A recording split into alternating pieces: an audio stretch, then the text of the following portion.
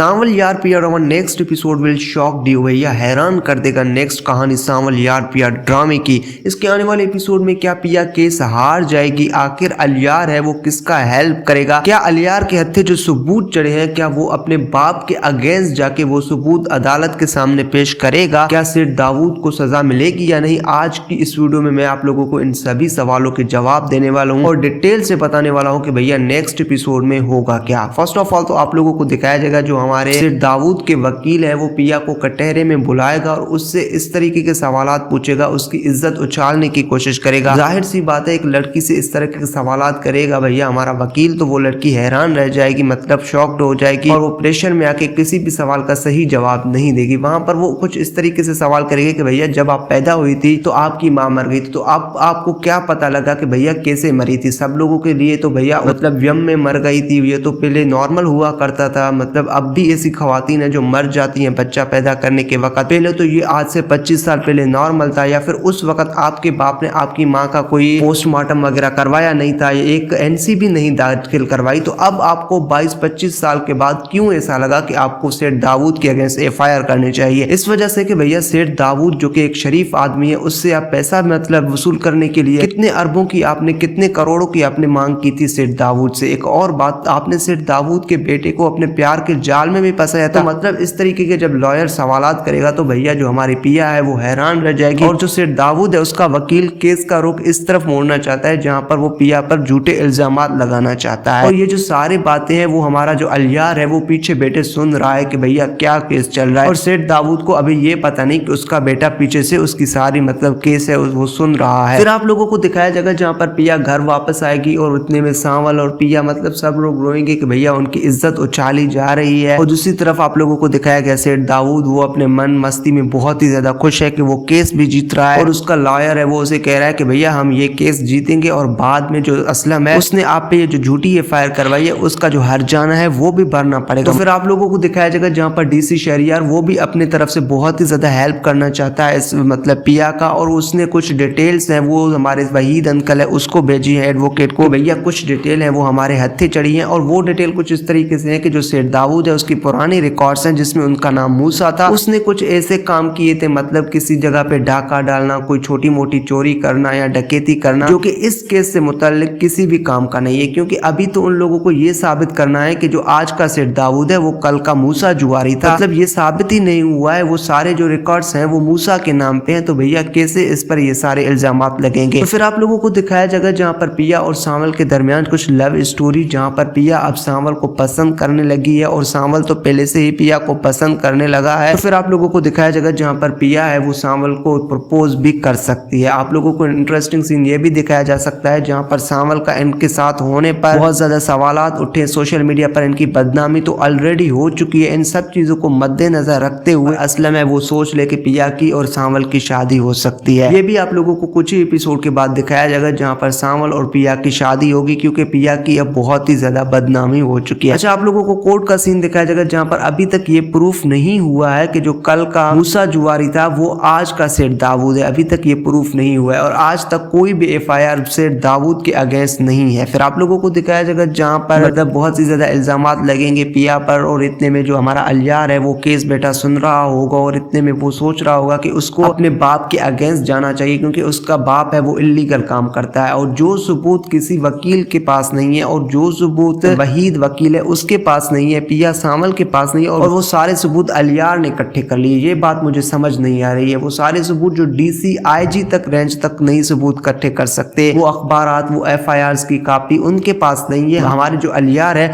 उसके पास ये सारे सबूत हैं। तो मतलब अगर अलियार चाहे तो वो अपने बाप को एक्सपोज कर सकता है। जब उसकी बाप की बदमाशियां बहुत ही ज्यादा बढ़ जाएंगी और बात अलियार की मोहब्बत और पिया की मोहब्बत तक पहुंच जाएगा तो भैया अलियार है वो ऑनेस्टली पिया के लिए बयान दे देगा और वो ये कह देगा कि भैया वो पिया से पहले मोहब्बत करता था, उसका बाप कल का मूसा जुआरी था, आज वो सेठ दाऊद बनता फिर रहा है, और वो न्यूज़पेपर जो आज से 25-26 साल पहले छपी थी वो भी अदालत के सामने पेश करेगा, जिससे ये साबित हो गया होगा कि भैया ये जो आज का सेठ दाऊद है पहले वो मूसा जुआरी हुआ करता था, और बाद में ये साबित करेंगे कि भैया जो पिया की माँ है असलम और सेठ मूसा के जुआ खेलने की वजह से उसकी माँ मरी थी। तो और ये साबित करना बहुत ही मुश्किल होगा कि भैया जो पिया की माँ है वो मरी थी सेठ दाऊद और इतने में असलम की जुआ खेलने की वजह वजह से। और इधर से आप लोगों को ये भी दिखाया जाएगा जहाँ पर ये सारे सबूत, जब हमारा आलियार है वो अपने बाप के अगेंस्ट जाएगा, वो सारे सबूत मतलब अदालत के सामने रख देगा, जिससे उसके बाप को सजा भी हो सकती है। वो अपने बाप का घर, जायदाद, मिल्कियत सब कुछ छोड़ देगा। तो आप लोगों को दिखाया जाएगा जहाँ पर सांवल है वो भी पिया से मोहब्बत, मतलब ये कह सकता है कि आलियार और पिया को एक होना चाहिए और वो रास्ते से हटने का फैसला कर लेगा। लेकिन पिया यही फैसला करेगी कि आज भी वो सांवल से मोहब्बत करती है और उसने आलियार को छोड़ दिया है। और आप लोगों को एट द एंड यही दिखाया जाएगा जहां पर सांवल और पिया की शादी होगी, आलियार यूएसए चला जाएगा और जो सेठ दाऊद है, जो उसने घटिया और बुरे काम किए हैं, उनको उनकी सजा मिलेगी। और जो हमारे असलम साहब है उसने भी उसके साथ जुआ खेला तो उसको भी उसकी सजा मिल सकती है। तो ड्रामे का एंड इसी तरह से होगा, ड्रामे का हैप्पी एंड होगा। उम्मीद करता हूँ आप लोगों को ड्रामा भी पसंद आ रहा होगा, अहमद अली अकबर की एक्टिंग भी पसंद आ रही होगी और मेरी वीडियो भी पसंद आई होगी। अगर आप लोगों को मेरी वीडियो पसंद आई है तो मेरी वीडियो को लाइक करके हमारे यूट्यूब चैनल नवाज रिव्यू को अभी से सब्सक्राइब कर दी, क्योंकि यहाँ हम अपलोड करते रहते हैं पाकिस्तान